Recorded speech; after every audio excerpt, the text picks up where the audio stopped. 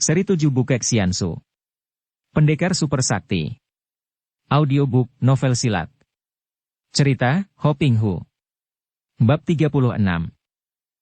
Tentu saja utusan kedua ini menemukan mayat dua orang kawannya di tengah jalan, maka cepat ia melanjutkan perjalanan ke markas Su Qiangkun. Ketika ia menyampaikan laporan tentang terbunuhnya utusan dari kota raja dan lenyapnya surat perintah, saat itu Han Han sedang mengunjungi Lao Pangcu. Demikianlah, ketika Han Han muncul di markas itu mengaku sebagai utusan Puteri Nirahai, tentu saja Su Qiangkun sudah tahu bahwa pemuda buntung itu sebetulnya adalah mata-mata pemberontak yang membunuh utusan kota raja dan merampas surat perintah. Ketika Han Han menyerahkan surat perintah itu kepadanya dan ia membaca isinya yang tulen, Su Qiangkun sebagai seorang perwira perang mengerti bahwa pihak pemberontak menggunakan surat perintah itu untuk mengatur jebakan.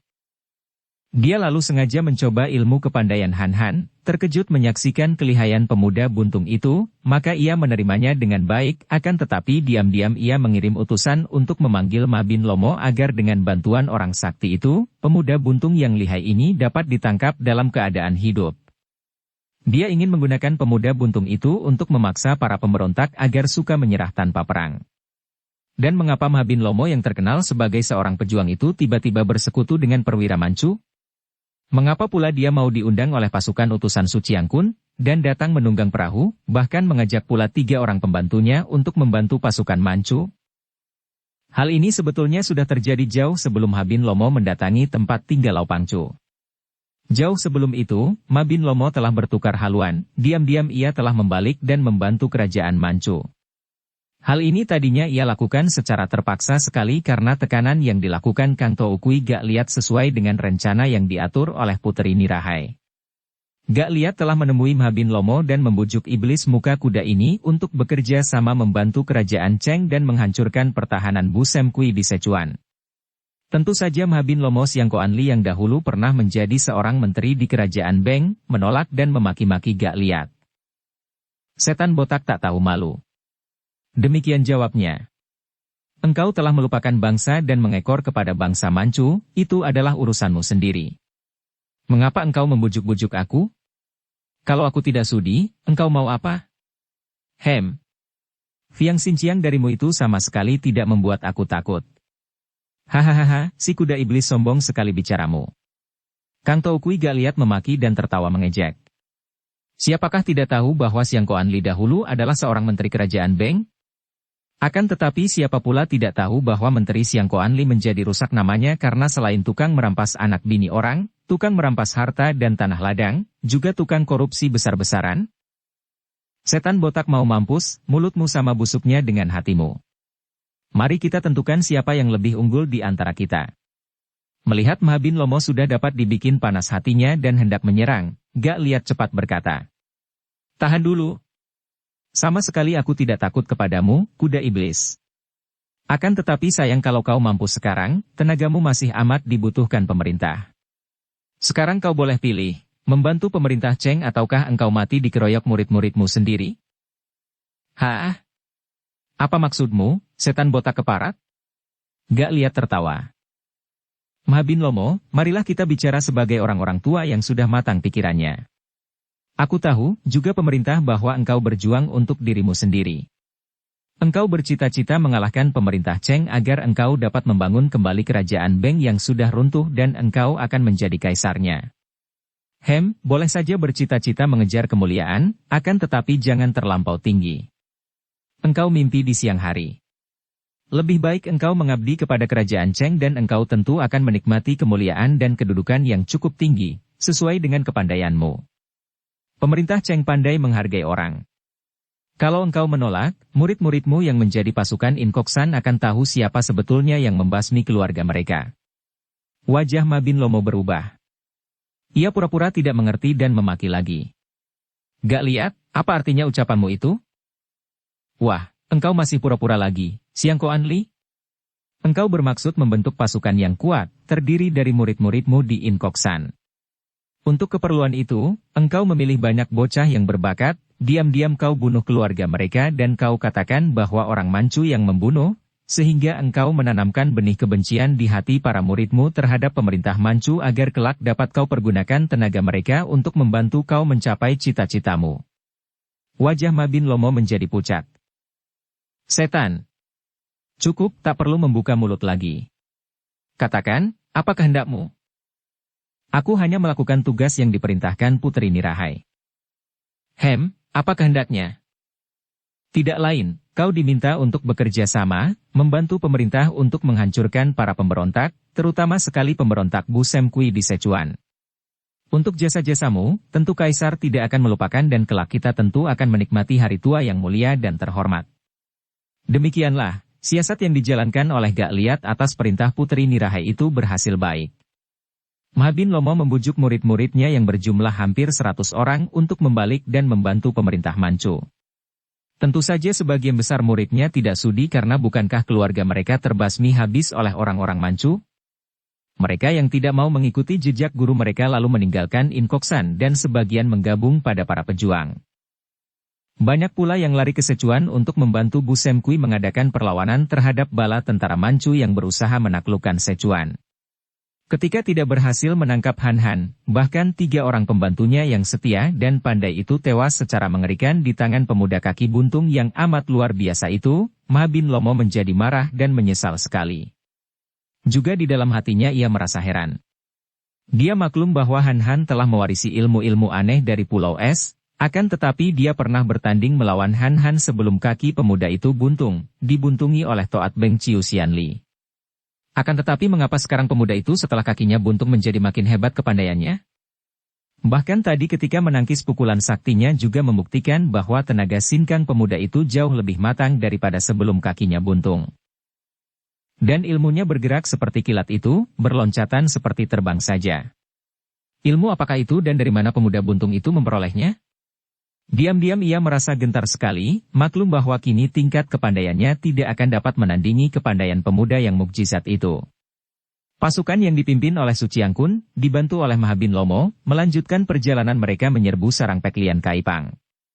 Kekacauan yang ditimbulkan oleh Han Han dan Soan Li tadi tidak mengubah rencana mereka menghancurkan sarang pemberontak. Su Chiangkun sebagai seorang ahli perang yang pandai, maklum bahwa pasukannya akan menghadapi jebakan kaum pemberontak, maka diam-diam dia memecah-mecah pasukannya menjadi 4 bagian. Bagian pertama sengaja ia biarkan untuk dijebak, akan tetapi diam-diam 2 pasukan menyusul dari kanan kiri merupakan sayap untuk melindungi induk pasukan yang akan dijebak musuh. Sedangkan bagian keempat menggunakan perahu-perahu menyerbu melalui air. Dengan siasat yang lihai ini, bukan pasukan Manchu yang terancam, sebaliknya malah pihak pemberontak yang berada dalam bahaya. Lau Pangcu yang sudah mengatur barisan pendam di dalam hutan, menjadi girang sekali ketika melihat pasukan Manchu terdiri dari 205 orang memasuki hutan itu, memasuki jebakan, memasuki perangkap yang dipasangnya. Hari telah menjelang senja ketika pasukan Manchu itu memasuki hutan yang dijadikan tempat perangkap untuk menyergap pasukan Manchu. Setelah pasukan Manchu yang megah itu semua memasuki hutan, tiba-tiba terdengar suara melengking dan itulah tanda yang diberikan oleh Xin Lian. Dari lubang-lubang dalam tanah menyambar ratusan batang anak panah ke arah 205 orang tentara Manchu yang menggunakan perisai-perisai dan golok menangkis anak panah dan melindungi diri. Akan tetapi ada beberapa orang terjungkal dan beberapa ekor kuda roboh. Selagi pasukan Manchu menjadi bingung karena diserang dari kanan kiri dan muka belakang, para pejuang bersorak-sorak dan berteriak-teriak, meloncat keluar dari tempat persembunyian mereka dalam tanah berlubang, dari balik-balik batang pohon dan semak-semak, dari atas pohon dan menyerbu pasukan yang sedang bingung itu. Jumlah anak buah Lau Pangcu tidak kurang dari 300 orang dan hampir semua adalah ahli-ahli silat yang pandai. Apalagi di situ, terdapat Lau Pangcu sendiri yang mengamuk, dan terutama sekali Lau Xin Lian dan Wan Xin Kiat yang membabati para prajurit Manchu seperti orang membabati rumput saja. Kalau Su Chiangkun tidak mengatur siasat lebih dulu dengan membagi-bagi pasukannya, dan andai kata pasukannya hanya berjumlah 500 dan semua terjebak, tentu akan hancurlah pasukannya. Pasukan induk ini melawan sekuatnya, namun karena mereka diserbu dari 4 penjuru secara tiba-tiba, mereka menjadi kacau balau. Para pemberontak atau pejuang sudah merasa girang sekali dan menganggap bahwa siasat mereka berhasil. Tidak sampai setengah malam tentu semua pasukan Manchu akan dapat mereka basmi semua, demikian pikir Lau Pangcu dan anak buahnya. Akan tetapi tiba-tiba terdengar suara terompet tanduk berbunyi dari 4 penjuru di luar hutan itu dan menyerbulah 750 orang tentara Manchu dari 4 penjuru, dipimpin oleh Su Chiangkun sendiri dan dibantu oleh Ma Bin Lomo. Kalau tadi anak buah Lau Pangcu menyergap dan mengurung, kini mereka sendiri dikurung dan keadaan menjadi kacau balau. Perang terjadi amat hebatnya. Anak buah Lau Pangcu yang terjepit itu menjadi nekat dan mengamuk mati-matian. Mereka akan mati seperti tikus-tikus terjepit, maka lebih baik melawan dan mati sebagai sekumpulan harimau. Lau Pangcu terkejut bukan main. Juga Sin Lian dan terutama sekali Sin Qiat menjadi khawatir sekali. Bukan mengkhawatirkan diri sendiri, melainkan mengkhawatirkan Sumoynya dan Han Han. Kalau sampai keadaan berubah seperti ini, hanya berarti bahwa Han Han dan Sumoynya tentu telah gagal. Namun, mereka tidak sempat banyak berpikir karena pihak musuh datang menyerbu bagaikan air membanjir.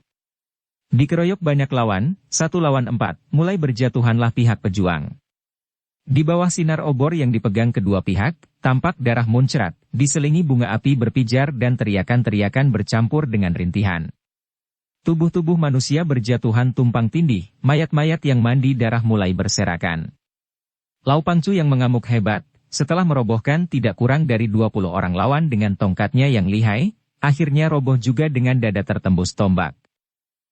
Melihat ayahnya roboh, Sin Lian menjerit dan dengan isak tertahan gadis ini mengamuk.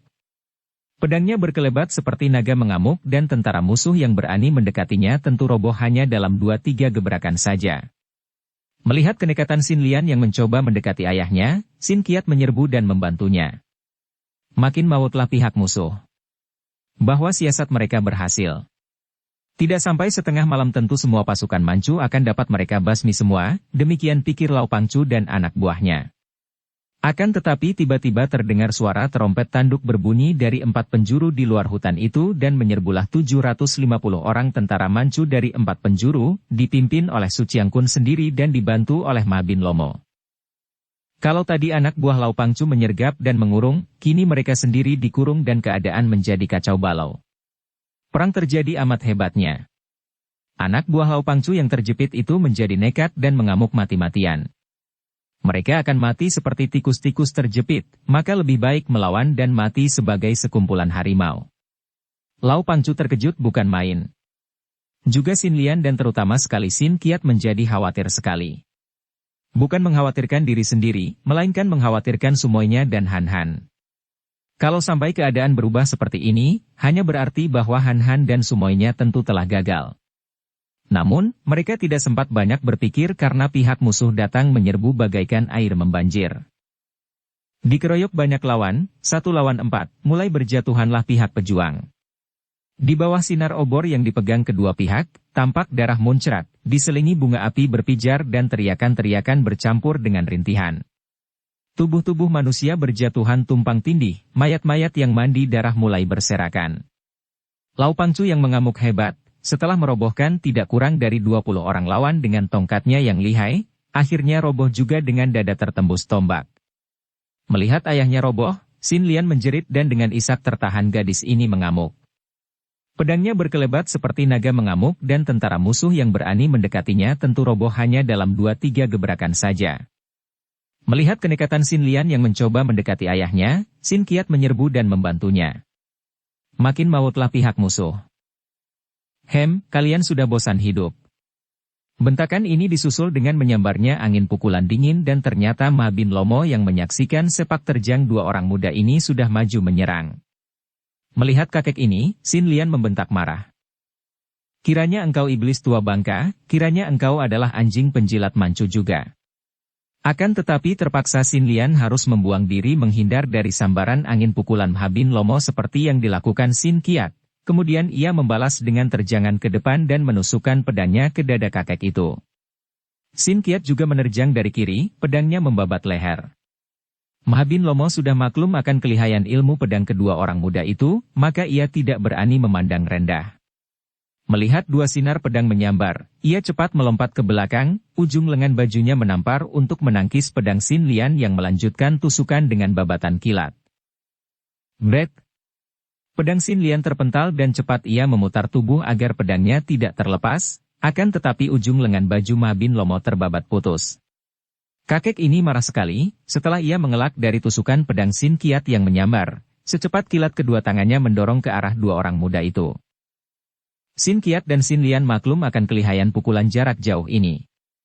Mereka tidak keburu mengelak, dan menangkis dengan gerakan tangan sambil mengerahkan Sin Kang pula.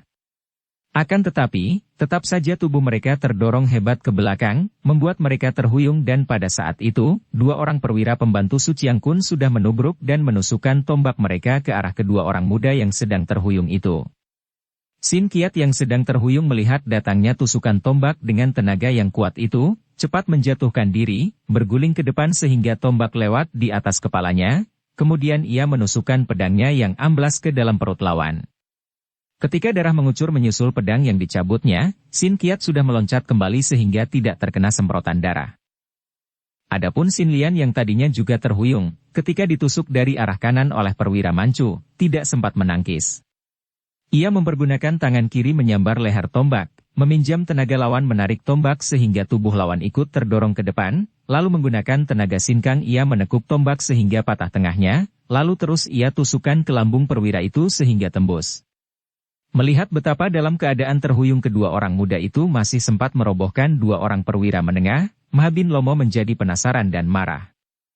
Ia menerjang maju, bertubi-tubi menggerakkan kedua tangan ke arah Sin Lian dan Sin Kiat yang menjadi sibuk mengelak dan menangkis, tidak sempat lagi menyerang, padahal para pengeroyok sudah mengelilingi mereka dan siap-siap menghujankan senjata kepada dua orang muda lihai ini apabila mereka roboh oleh desakan Mahabin Lomo. Menghadapi kakek bermuka iblis, murid Xiaolim Chit Kiam dan murid Im Yang Seng Chu benar-benar kewalahan karena Mahabin Lomo menggunakan Swat Im Sin Chiang yang luar biasa kuatnya. Tiba-tiba keadaan perang menjadi makin kacau ketika banyak tentara Manchu roboh dan bahkan ada yang terlempar ke sana-sini seperti diamuk badai. Ternyata yang datang mengamuk itu adalah Han Han, setelah dia siuman dari pingsannya dan menangisi Soan Li yang telah tewas. Akhirnya Han Han teringat akan bahaya yang mengancam Lau Pangcu dan anak buahnya. Teringat akan itu, dengan hati berduka sekali ia lalu menggali lubang dan menguburkan jenazah Soan Li. Kemudian ia menggunakan kepandaiannya berloncatan dengan cepat sekali menuju ke tempat tinggal Lau Pangcu. Han Han. Mana Sumoy? Sin Kiat merasa lega melihat pemuda buntung itu, akan tetapi ia gelisah karena tidak melihat Sumoynya datang bersama Han Han. Ditanya tentang Soan Li, Han Han diingatkan kembali, air matanya mengalir turun dan tanpa menjawab ia lalu menerjang maju, menghadapi Mahabin Lomo yang sedang mendesak Sin Kiat dan Sin Lian. Mahabin Lomo yang marah sekali itu ketika melihat Han Han, lalu menerjang sambil mengeluarkan suara meringkik keras seperti kuda marah. Ia masih merasa penasaran dan kini ia mengerahkan seluruh tenaganya yang ada. Terdengar suara bercuitan ketika tenaga Swat Im Sin Chiang dengan kekuatan sepenuhnya menyambar ke depan. Han Han mengenal pukulan sakti, cepat ia berseru. Kalian minggirlah. Sin Kiat dan Sin Lian yang sudah berkali-kali mengenal pukulan dahsyat dari kakek itu, cepat melompat ke kanan kiri. Akan tetapi Han Han sama sekali tidak mau melompat minggir. Ia sudah marah sekali, kemarahannya yang timbul dari kedukaan yang hebat karena kematian Soan Li, maka kini menyaksikan betapa Mahabin Lomo mengerahkan pukulan Swat Im Sin Chiang. Ia pun berteriak keras dan dengan berdiri di atas sebelah kakinya, ia mendorongkan kedua tangannya ke depan menyambut pukulan Mahabin Lomo. Han Han sudah kehilangan tongkatnya yang tertinggal di perut kuda ketika ia mengamuk di depan benteng, kini ia tidak bertongkat lagi. Akan tetapi Sin Kang yang keluar dari kedua lengannya adalah intisari dari tenaga Im Kang yang amat dahsyat, yang sudah dia kuasai ketika ia berlatih di Pulau Es. Des. Hebat bukan main benturan dua tenaga sakti yang sama-sama mengandung hawa dingin itu. 4 orang tentara Manchu yang berdiri terlalu dekat, memekik ngeri dan roboh tak bernyawa lagi, karena jantung mereka membeku terkena sambaran tenaga sakti yang saling bertabrakan. Tubuh Han Han mencelat ke atas, tinggi sekali, akan tetapi ia sudah meloncat lagi ketika kakinya menyentuh dahan pohon, kini tubuhnya mencelat ke depan menyambar Mahabin Lomo yang terhuyung ke belakang dengan mulut muntahkan darah segar. Melihat betapa tubuh Han Han dari atas pohon menukik ke bawah, Mahabin Lomo mengeluarkan seruan kaget, cepat tubuhnya melesat ke bawah, bergulingan dan lenyap di antara kaki para pengawal. Bres! 5 orang pengawal roboh dan tewas seketika dengan tulang-tulang remuk ketika terjangan Han Han dari atas itu menyambar ke arah mereka. Akan tetapi Mahabin Lomo tidak tampak lagi bayangannya. Han Han mengamuk terus dengan hebatnya. Juga Xin Lian dan Xin Qiat mengamuk dengan pedang mereka. Setelah kini Mhabin Lomo terluka dan tidak muncul lagi, tidak ada yang dapat mengimbangi amukan 3 orang muda yang perkasa ini. Akan tetapi, di pihak para pejuang, ternyata hanya tinggal mereka bertiga karena yang lain-lain semua telah tewas dalam perang tanding yang amat seru di dalam hutan itu. Adapun di pihak tentara Manchu juga mengalami kerugian tidak sedikit, kurang lebih sama jumlahnya dengan anak buah Pek Lian Kaipang. Han Han, mari kita pergi, kata Xin Qiat. Semua saudara telah tewas, tak perlu melawan lagi. Akan tetapi Han Han tidak mau mendengarkan kata-kata Xin Qiat. Hatinya sudah terlalu sakit dan ia akan bertempur sampai mati untuk membalaskan dendam Soan Li. Melihat itu, Xin Lian lalu menyambar tubuh ayahnya yang telah menjadi mayat, sambil menangis terisak ia mendekati Han Han yang masih mengamuk. Han Han, bantulah aku. Menyelamatkan jenazah ayah. Mendengar suara wanita menangis, Han Han seperti baru sadar dari keadaan yang tidak wajar itu, yang membuatnya mengamuk seperti orang gila. Ia menengok dan ketika ia melihat Xin Lian menangis sambil memondong mayat Lau Pangcu, Han Han terkejut sekali. Ah, Lau Pangcu. Kenapa? Dia gugur. Han Han, tolonglah aku membuka jalan keluar dari sini. Han Han mengangguk, kemudian bersama Xin Qiat ia mengawal Xin Lian yang memondong mayat ayahnya keluar dari kepungan. Sebetulnya hal ini tidak perlu karena para pengepung itu tidak ada yang berani mengganggu melihat 3 orang muda itu keluar dari hutan. Mereka telah menjadi jerih menyaksikan sepak terjang mereka tadi, apalagi sepak terjang pemuda yang buntung kakinya. Xin Lian yang menangis sambil memondong tubuh ayahnya, berlari terus sampai pagi, baru ia berhenti di pinggir sungai Huangho paling barat, di mana air sungai itu datang mengalir dari utara dan di tikungan itu membelok ke timur. Daerah ini penuh pula dengan hutan dan amat sunyi. Setengah malam mereka tadi berlari, tanpa berkata-kata, masih tegang dan berduka menghadapi malapetaka yang menimpa Pek Lian Kaipang. Yang paling gelisah adalah Xin Qiat. Pemuda ini ingin sekali mengetahui akan keadaan Sumoynya, ia pun ingin tahu bagaimana pihak Manchu sampai dapat melakukan sergapan seperti itu, bahkan dibantu oleh Mhabin Lomo. Ia menduga bahwa tentu Han Han tahu akan itu semua, akan tetapi mengingat akan kedukaan Xin Lian, Xin Qiat menahan keinginan tahunya. Setelah dia dan Han Han membantu Xin Lian mengubur jenazah Lau Pangcu di dalam hutan itu, barulah Xin Qiat mengajak Han Han menjauhi Xin Lian yang berkabung dan menangis di depan kuburan ayahnya. Han Han, ceritakanlah lekas, bagaimana dengan Sumoy? Akan tetapi, mendengar pertanyaan ini, Han Han menjatuhkan diri duduk di atas tanah. Matanya memandang jauh dengan sinar muram dan kosong, sama sekali tidak menjawab pertanyaan Xin Qiat. Melihat ini, Xin Qiat berlutut dan menyentuh lengan Han Han, mengguncangnya dan bertanya tegang. Han Han, apa yang terjadi dengan Sumoy? Di mana dia? Tiba-tiba Han Han mengibaskan lengannya dan Xin Qiat terlempar ke belakang, terjengkang. Ia meloncat lagi dan terkejut melihat Han Han sudah berdiri di atas sebelah kakinya dan menudingkan telunjuk ke mukanya sambil membentak. Xin Qiat, kenapa engkau membolehkan Sumoymu pergi menyusulku? Kenapa tidak kau cegah dia? Percuma saja engkau menjadi suhengnya. Pucatlah wajah Xin Qiat. Tanpa mempedulikan kemarahan Han Han, ia menubruk maju dan memegang lengan pemuda buntung itu. Han Han. Ia menjerit, suaranya gemetar. Lekas katakan, di mana dia? Di mana Sumoy? Dia sendiri yang memaksa hendak menyusulmu, karena mengkhawatirkan keadaanmu. Han Han, di mana Sumoy? Mendengar suara Xin Qiat menjerit-jerit ini, Xin Lian yang menangis di depan kuburan ayahnya menjadi terkejut, menengok dan cepat ia menghampiri mereka karena ia melihat Han Han berdiri seperti orang marah dan Xin Qiat menjerit-jerit seperti orang gila. Ada apakah? Han Han, apa yang terjadi? Suara Xin Lian ini mengusir kemarahan di hati Han Han. Ia menghela napas panjang, menundukkan muka sehingga air mata yang memenuhi pelupuk mata itu menetes jatuh satu-satu. Soan Li. Dia telah tewas. Sumoy. Xin Qiat memekik keras. Matanya melotot, mukanya pucat seperti mayat dan tangannya mencengkeram lengan Han Han. Apa, Sumoyku? Mati? Han Han, bagaimana? Siapa yang membunuhnya? Han Han menjatuhkan diri lagi duduk di atas rumput. Sin Lian juga duduk di atas tanah, mukanya makin berduka. Sin Qiat duduk dan mengangkat kedua lutut, menunjang kedua siku dengan lututnya dan menutupi mukanya mendengarkan penuturan Han Han yang menceritakan semua peristiwa itu dengan suara gemetar. Setelah habis cerita Han Han, Sin Qiat masih menutupi mukanya. Perlahan-lahan dari celah-celah jari tangannya keluar beberapa tetes air mata. Dadanya bergelombang, diseling seduh. Hancur hati Sin Qiat.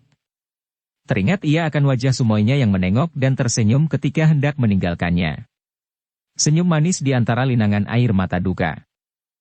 Aduh, Sumoy. Ah, dia seperti adikku sendiri. Ah, bagaimana aku harus bertanggung jawab terhadap terhadap keluarga tunangannya. Tiba-tiba Han Han menggerakkan kepala, menoleh memandang Sin Qiat. Tunangannya? Sin Qiat yang maklum akan isi hati Sumoynya, dan dapat menduga bahwa Han Han yang kelihatan demikian berduka dan menyesal atas kematian Sumoynya agaknya juga sudah tahu akan perasaan cinta Soan Li terhadapnya, tanpa menoleh kepada Han Han berkata lirih. Ya tunangannya. Beberapa tahun yang lalu, atas kehendak Suhu, Sumoy telah ditunangkan dengan putra sahabat Suhu, seorang Siucai Shitan yang tinggal di Nanking. Han Han menghela napas panjang. Dan dia mati berkorban untukku. Ia berbisik lirih. Betapa mulia hatinya. Dan betapa besar dosaku. Sin Lian melirik dan melihat betapa wajah Han Han muram daripada biasanya, betapa wajah yang menarik itu makin bertambah guratannya. Ia merasa kasihan dan teringatlah ia akan pernyataan Lulu bahwa banyak wanita yang jatuh cinta kepada Han Han. Kini mengertilah ia dan dia pun tidak ada yang bicara di saat itu. Sin Lian dapat menduga apa yang telah terjadi di dalam hati Soan Li. Tentu darah jelita murid Im Yang Seng Chu itu diam-diam jatuh cinta kepada Han Han, akan tetapi karena merasa bahwa dia telah terikat jodoh dengan orang lain, maka Soan Li menahan diri. Betapapun juga, cinta kasihnya membuat gadis itu nekat hendak menyusul Han Han untuk melindunginya dan akhirnya mengorbankan nyawa sendiri. Kasihan adik Soan Li. Sin Lian berkata dan menyentuh lengan Han Han, berkata, Han Han, sudahlah, tak perlu kita terlalu berduka karena kematian orang-orang yang kita sayang. Ayahku tewas, juga Soan Li tewas sebagai ksatria, tewas dalam pelaksanaan tugas. Perlu apa harus berduka? Tidak, Han Han. Sebenarnya, menurut Patut, kita malah harus bangga bahwa mereka tewas sebagai orang-orang gagah, dan sudah menjadi kewajiban kita untuk melanjutkan cita-cita dan kegagahan mereka. Kita harus melanjutkan perjuangan mendiang Soan Li, menentang penjajah Manchu sampai detik hidup terakhir. Mendengar ucapan gadis perkasa ini, hati Han Han dan Sin Qiat kagum bukan main. Gadis ini baru saja kematian ayahnya, satu-satunya orang di dunia ini yang menjadi keluarganya dan mereka dapat mengerti betapa duka hati Sin Lian. Namun gadis itu masih mampu menghibur mereka berdua, dua orang pria yang semestinya lebih kuat hatinya. Nona Lau benar-benar mengagumkan sekali dan apa yang diucapkannya tak dapat disangkal kebenarannya. Hidup atau mati bukanlah urusan manusia, bagi manusia yang paling tepat hanya menjaga agar hidup atau mati sebagai manusia-manusia yang membela kebenaran dan keadilan. Han Han, marilah engkau ikut bersamaku ke Sichuan. Agaknya tinggal di sanalah satu-satunya tempat di mana kita dapat menyumbangkan tenaga menentang penjajah sampai berhasil atau hancur. Aku harus mencari Lulu. Suara Han Han masih tidak bersemangat. Memang Han Han masih merasa tertekan oleh runtutan peristiwa yang amat menyedihkan hatinya. Urusan Kim Chu, gadis yang berkorban demi cinta kasihnya terhadap dirinya merupakan urusan yang amat menindih hatinya dan yang takkan pernah dapat ia lupakan, yang membuat ia merasa berdosa, merasa menjadi penyebab hancurnya kebahagiaan hidup seorang gadis semulia Kim Chu. Kemudian ditambah lagi dengan lenyapnya Lulu yang amat membingungkan dan menggelisahkan hatinya, lalu kekecewaan karena belum juga ia berhasil membunuh seorang pun di antara 7 orang musuh besar keluarganya. Kini peristiwa yang menimpa diri Soan Li dan menyebabkan darah itu tewas di depan matanya sendiri, sebagai pengorbanan dalam usaha gadis itu yang hendak menyelamatkannya. Ia merasa berduka sekali, bertubi-tubi perasaan hatinya mengalami hantaman yang berat, membuat ia kehilangan semangat, merasa seperti hanyut dalam arus yang penuh kesengsaraan, membuat ia kehilangan pegangan dan dalam keadaan seperti itu, dia harus cepat bertemu Lulu. Hanya adiknya itulah tempat ia berpegang dalam arus penuh kesengsaraan ini, hanya adiknya Lulu itulah yang akan dapat menghiburnya, yang akan dapat mengembalikan semangatnya. Aku harus mencari adikku Lulu, katanya lagi penuh rindu. Han, aku pun ingin sekali bertemu dengan adikku itu. Aku pun akan mencarinya. Bahkan aku akan mengumpulkan sisa teman-teman seperjuangan, dan aku akan berusaha mencari Lulu untuk kemudian kuajak mereka semua ke Sichuan, kata Xin Lian. Aku pun akan membantumu mencari adikmu itu, Han. Akan tetapi, mengingat bahwa adikmu pun tentu sedang mencari-carimu seperti yang ia katakan kepada Nona Xin Lian, apakah tidak mungkin kalau dia itu pun pergi mencarimu ke Sichuan, mengira bahwa engkau berada di sana? Lebih baik kita berangkat ke Sichuan sambil mendengar-dengar dan mencari-cari. Han mengangguk-angguk. Pendapatmu benar juga, dan aku pun memang harus pergi ke Sichuan karena urusan pribadi. Ia teringat akan penuturan si Leng Encinya bahwa sebagian besar musuh-musuhnya berada di Sichuan, yaitu memimpin bala tentara yang ditugaskan mengurung dan menggempur Sichuan. Memang demikian lebih baik, kata Xin Lian. Kalian berdua berangkatlah lebih dulu ke Sichuan, sedangkan aku sendiri akan mengumpulkan sisa teman-teman dan sekalian mencari Lulu di bagian timur. Kalau bertemu, tentu akan kuajak menyusul ke barat. Setelah mereka melakukan penghormatan terakhir di depan kuburan Lao Pangcu, Xin Lian lalu meninggalkan dua orang pemuda itu untuk mengumpulkan sisa teman-teman seperjuangan yang pada malam itu sebagian besar terbasmi oleh tentara Manchu. Adapun Han atas desakan Xin Qiat mengantar temannya ini berkunjung ke makam Soan Li di mana Xin Qiat berkabung dan Han juga tak dapat menahan runtuhnya air matanya. Han, ketahuilah, hanya kepada aku seorang mendiang sumo membuka rahasia hatinya bahwa dia mencintamu. Han menghela napas. Xin Qiat, kalau engkau tahu bahwa dia sudah ditunangkan dengan laki-laki lain, mengapa engkau tidak menegurnya? Sudah kutegur, akan tetapi akhirnya aku harus membela dia. Dia ditunangkan dengan Tan Xiucai atas kehendak suhu, bahkan dia belum pernah bertemu dengan tunangannya itu. Kalau dia bertemu denganmu dan jatuh cinta, salahkah itu? Karena itu, aku mewakili mendiang sumoiku untuk bertanya terus terang kepadamu, Han. Adakah engkau mencinta sumoi? Han menundukkan mukanya dan menggeleng kepala. Manusia cacat macam aku ini bagaimana berani menjatuhkan kasih sayang kepada seorang wanita, Xin Qiat?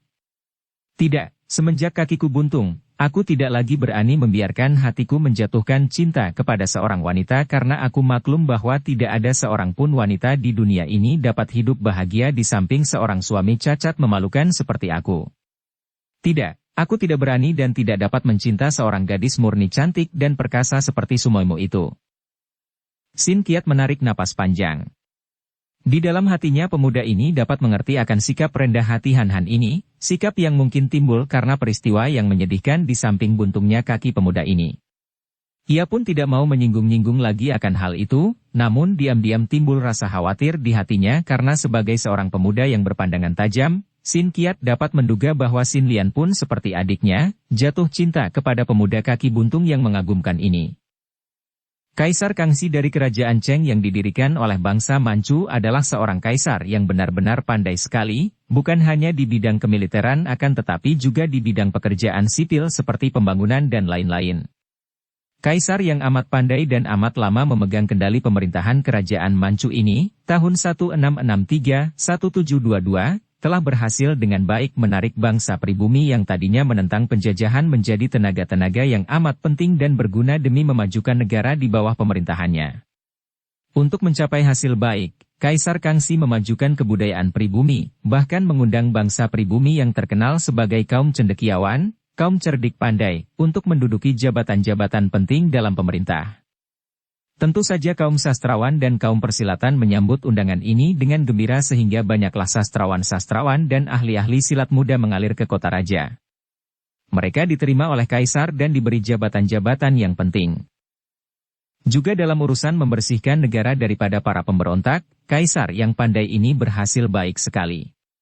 Dengan bantuan tokoh-tokoh Kangou yang kena terbujuk, pula karena memang bala tentara Manchu merupakan bala tentara yang kuat, tahan uji, dan berdisiplin, maka gerombolan-gerombolan bersenjata yang menentang kerajaan Cheng satu demi satu dapat dihancurkan.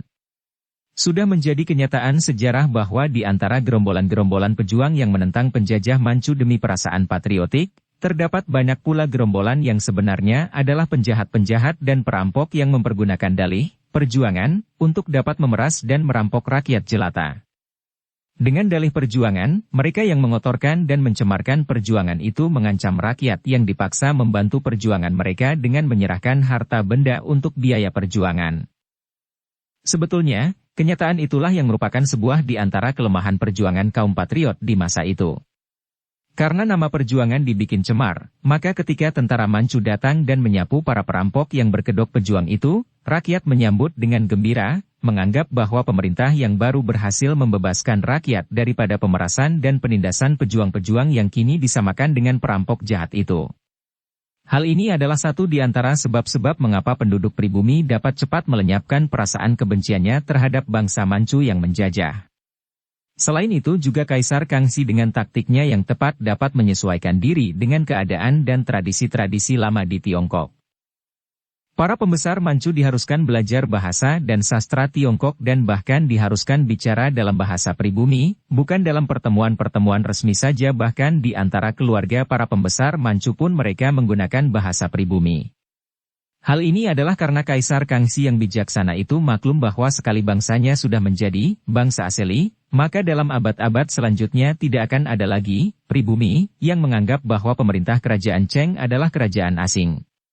Biarpun hampir seluruh daerah Tiongkok telah dikuasai, dan semua pemberontak di perbatasan-perbatasan telah dapat dihancurkan, namun hanya Sichuan yang masih tetap bertahan. Hal ini adalah karena pemerintah Cheng yang cerdik memang sengaja membiarkan daerah ini agar menjadi pusat pelarian bagi para pemberontak. Agar dengan adanya wadah ini, para pemberontak yang sudah kehilangan kesatuannya akan melarikan diri ke Sichuan dan kelak akan mudah untuk menyerbu satu tempat saja daripada kalau harus mengejar pemberontak-pemberontak yang tersebar di mana-mana. Selain sukar juga membutuhkan banyak tenaga dan biaya. Karena sengaja didiamkan, dan hanya sekali-kali diadakan pengepungan dan penyerangan kecil, maka terjadilah semacam perang dingin dan tapal batas. Sichuan merupakan daerah gawat. Pedagang-pedagang petualang yang berani hilir mudik melewati perbatasan yang gawat ini tentu akan memperoleh keuntungan yang besar sekali, akan tetapi tentu saja dengan resiko ditembus tombak perutnya, baik oleh tentara di pihak Sichuan maupun tentara Manchu, karena dicurigai sebagai mata-mata musuh. Dan biarpun belum diadakan penyerbuan besar-besaran, namun telah terjadi ketegangan karena di pihak orang-orang gagah di dunia Kang Ou terpecah dua, ada yang pro Sichuan, ada pula yang pro kerajaan Cheng. Bentrokan-bentrokan kecil terjadi di mana-mana dan tentu saja mata-mata kedua pihak pun disebar dengan leluasa karena di pihak pemerintah Manchu pun memiliki banyak kaki tangan orang Kang Ou yang terdiri dari orang pribumi. Han Han dan Sin Kiat yang melakukan perjalanan ke barat, di sepanjang jalan mereka menyelidiki tentang Lulu. Akan tetapi tidak ada seorang pun yang dapat memberi petunjuk. Bahkan banyak kaum pejuang yang hilir mudik ke Sichuan, yang mengenal Sin Kiat, juga tidak ada yang pernah melihat Lulu. Hati mereka kecewa sekali, terutama Han Han yang menjadi makin gelisah. Masih hidupkah adiknya itu? Kalau hidup, di mana dan mengapa tidak ada jejaknya? Pada suatu pagi, kedua orang muda ini memasuki kota Tiangkoanbun yang letaknya dekat dengan perbatasan Sichuan. Di bagian ini telah ada pelarangan membawa senjata yang dilaksanakan dengan keras oleh para penjaga, berbeda dengan pedalaman yang biarpun ada pula pelarangan umum itu, namun pelaksanaannya tidaklah begitu ketat. Karena maklum akan hal ini dan tidak ingin mencari perkara di daerah gawat, Sin Kiat menyembunyikan pedangnya di balik baju dan ia berpakaian sebagai seorang penduduk biasa. Han Han masih berpakaian seperti biasa, sederhana dan berwarna putih, tangan kirinya memegang sebatang tongkat kayu yang dibuatnya begitu saja dari sebuah ranting pohon. Malam nanti kita menyelundup lewat perbatasan, masuk daerah Sichuan, kata Sin Kiat perlahan ketika mereka tiba di sudut kota. Han Han berhenti melangkah dan pandang matanya termenung, keningnya berkerut. Ia menoleh ke kanan kiri seperti orang mencari-cari, dan memang ia selalu tak pernah berhenti mencari-cari dengan pandang matanya, seolah-olah setiap saat ia mengharapkan akan melihat berkelebatnya bayangan Lulu. Sin Kiat, agaknya yang kau pentingkan hanya perjuangan saja, kata Han Han lirih. Sin Kiat memandang heran. Habis, bagaimana kalau tidak begitu, Han Han? Dalam masa seperti ini, siapa tidak mementingkan perjuangan? Terdengar derap kaki kuda dan seorang penunggang kuda lewat di jalan itu. Han Han tidak mempedulikan, bahkan menengok tidak memandang Sin Kiat dan berkata, "Bagiku, yang terpenting adalah mencari Lulu sampai dapat ditemukan." Sin Qiat juga mengerutkan keningnya. Han, mengapa kau menekankan hal itu? Apakah kau kira aku pun tidak gelisah memikirkan Nona Lulu? Kiranya tidak perlu kujelaskan lagi bahwa engkau tentu paham akan isi hatiku terhadap adikmu. Aku pun ingin sekali bertemu dengan dia, ingin melihat dia selamat. Akan tetapi, kita memiliki tujuan dalam perjalanan ini, yaitu ke Sichuan. Tentang adikmu yang kau tahu amat ku cinta. Bukankah kita sudah selalu menyelidiki tentang dia? Bukankah aku pun selama ini mengerahkan seluruh tenaga untuk mencari dia? Siapa tahu, dia berada di Sichuan. Han menarik napas panjang dan kini ia menoleh memandang wajah Sin Qiat yang tampan itu. Tentu saja dia tahu bahwa pemuda perkasa ini, pemuda yang gagah dan berwatak pendekar, jatuh cinta kepada Lulu. Dan diam-diam ia pun akan merasa setuju sekali kalau adiknya mendapatkan jodoh seperti Sin Qiat. Akan tetapi itu adalah perkara nanti. Yang perlu mencari Lulu sampai dapat. Apa perlunya memikirkan perjodohan Lulu kalau gadis itu sendiri masih belum dapat ditemukan, belum diketahui masih hidup atau sudah mati? Begini sajalah. Engkau pergilah dulu ke sana, aku akan mencarinya di sekeliling perbatasan ini. Selain itu, dulu sudah kukatakan bahwa aku mempunyai urusan pribadi yang harus kuselesaikan sebelum aku menyusulmu ke Sichuan. Kita berpisah di sini saja, Sin Qiat. Selama dalam perjalanan, Sin Qiat sudah mengenal Han lebih baik lagi dan ia mengerti bahwa pemuda berkaki buntung itu sedang menderita tekanan batin hebat sekali sehingga apa yang keluar dari mulutnya selalu merupakan keputusan yang tidak dapat ditawar-tawar lagi. Ia maklum bahwa akan percuma saja dia membantah, maka katanya. Baiklah, Han. Kalau engkau menghendaki demikian, biar aku yang masuk ke sana lebih dulu dan akan kucari Nona Lulu di sana. Kalau berhasil, aku akan kembali ke sini dan biarlah tempat ini menjadi tempat pertemuan kita. Selain itu, harap kau suka melihat-lihat kalau Nona Lau Sin Lian tiba di sini, kalau Nona Lulu tidak ada di Sichuan, barangkali dia akan datang bersama Nona Lau. Han mengangguk dan mereka lalu berpisah, baru beberapa langkah Sin Qiat sudah membalikkan tubuhnya. Han, ada urusan apakah sebetulnya? Apakah aku tidak bisa membantumu sebelum kita berpisah? Han hanya menggeleng kepala. Urusan ini adalah urusan pribadiku. Berangkatlah, Sin Qiat dan sampai jumpa. Percayalah, kalau memang aku memerlukan bantuanmu, tentu aku akan minta bantuan. Sekarang ini, bantuanmu satu-satunya yang kuperlukan hanya mencari Lulu sampai dapat. Sin Qiat menghela napas. Kau tentu tahu bahwa aku siap mengorbankan apa saja untuk adikmu. Sampai jumpa. Sin Qiat lalu pergi meninggalkan Han yang masih berdiri termenung-menung di tempat itu. Aku harus mencari Lulu dan juga mencari musuh-musuhku, pikirnya. Dan menurut encinya tidak hanya Cihunya berada di perbatasan Sichuan, akan tetapi juga musuh besarnya nomor 1, Giam Kok Ma, dan mungkin juga 4 perwira lainnya. Ia merasa menyesal kalau teringat betapa dia tidak berhasil membunuh Su Chiangkun karena pada waktu itu ada Ma Bin Lomo dan dia sedang menghadapi pengeroyokan ratusan orang tentara sehingga Su Chiangkun mendapat banyak kesempatan untuk melarikan diri. Sekali ini aku tidak boleh gagal, pikirnya. Kembali terdengar derap kaki kuda, kini ada banyak kuda yang datang ke kota itu. Ketika Han menengok, ia melihat pasukan yang terdiri dari belasan orang penunggang kuda berhenti di tempat ramai dan kepala regu berkuda itu membacakan pengumuman dengan suara lantang dari atas kudanya yang menggerak-gerakkan kepala. Han mendengarkan. Kiranya pasukan itu adalah pasukan yang bertugas mengumumkan bahwa berhubung dengan ulang tahun ke-10 dari Kaisar, yaitu 10 tahun semenjak Kaisar memegang kendali kerajaan, maka di seluruh negara diadakan pesta perayaan yang dibiayai oleh pemerintah dan rakyat akan dihibur dengan tontonan-tontonan gratis. Bahkan di beberapa tempat akan disediakan arak dan roti kering yang boleh dimakan dan diminum di tempat itu secara gratis pula. Pesta akan dimulai malam nanti sampai 3 hari 3 malam lamanya. Terutama di daerah ini, akan diadakan pesta besar-besaran, rakyat diberi kesempatan bersukaria. Demikian kepala regu itu menutup pengumumannya dengan suara lantang. Penduduk kota itu menjadi girang dan bersorak-sorak. Diam-diam Han memuji kecerdikan pemerintah. Justru di perbatasan ini pemerintah agaknya akan membuktikan perbedaan yang menyolok antara kehidupan rakyat di daerah pemerintah dan di seberang lewat perbatasan, daerah pemberontak. Di samping merayakan ulang tahun kedudukan kaisar, juga pesta itu dapat dipergunakan untuk mempengaruhi penduduk di daerah pemberontak agar mereka melihat bahwa peri kehidupan rakyat di daerah pemerintah lebih makmur. Waktu itu permulaan tahun 1673 dan memang sudah 10 tahun Kaisar Kangxi menduduki singgasana pemerintah Cheng. Han yang berjalan-jalan di kota sambil menyelidiki adiknya, juga mencari keterangan tentang perwira-perwira Manchu yang bertugas di perbatasan, melihat persiapan-persiapan yang dibuat untuk pesta malam nanti. Panggung-panggung dibuka, panggung wayang dan lain-lain, suasana mulai ramai dan meriah karena rakyat juga menghias rumah-rumah mereka dengan bunga-bunga kertas yang dibagi-bagikan oleh petugas pemerintah setempat.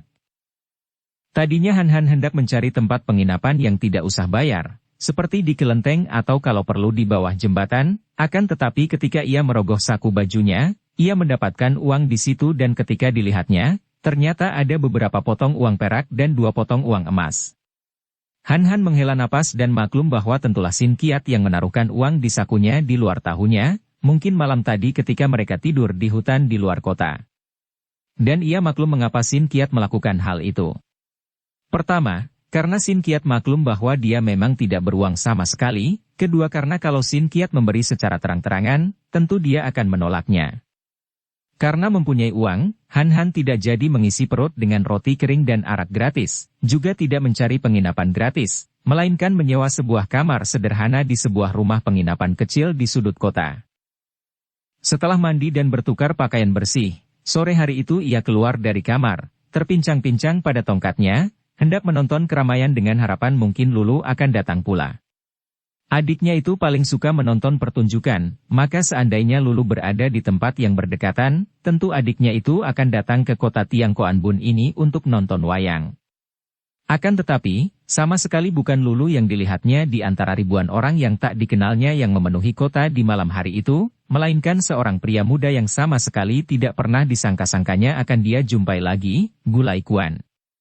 Atau suhingnya, murid Toat Beng Chiu Xianli, pemuda Inkoksan yang lihai, yang dulu diperintah oleh Toat Beng Chiu Xianli untuk membunuhnya.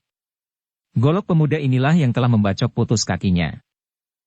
Han terkejut sekali dan cepat menyelinap di antara orang banyak. Dia tidak membenci Gulai Kuan yang dahulu di waktu kecilnya adalah temannya main-main, juga teman berlatih. Biarpun senjata pemuda ini yang membuntungi kakinya, akan tetapi pemuda itu hanyalah mentaati perintah Toat Beng Chiu Xianli, karena murid yang tidak taat akan menerima hukuman lebih berat lagi. Lai Kuan adalah seorang di antara mereka berempat yang diambil murid oleh Toat Beng Chiu Xianli. Lai Kuan, dia sendiri, Kim Chu dan Poa Chiok Lin yang bermata tajam dan berwajah serius itu. Melupakan semua persoalan yang pernah timbul di antara mereka, Han yang tadinya girang melihat Lai Kuan dan hendak menegur, tiba-tiba teringat bahwa Ma Bin Lomo kini telah bersekongkol dengan pemerintah Manchu. Bersambung ke bab 37. Dukung kami dengan subscribe, follow, like, komen dan share. Terima kasih.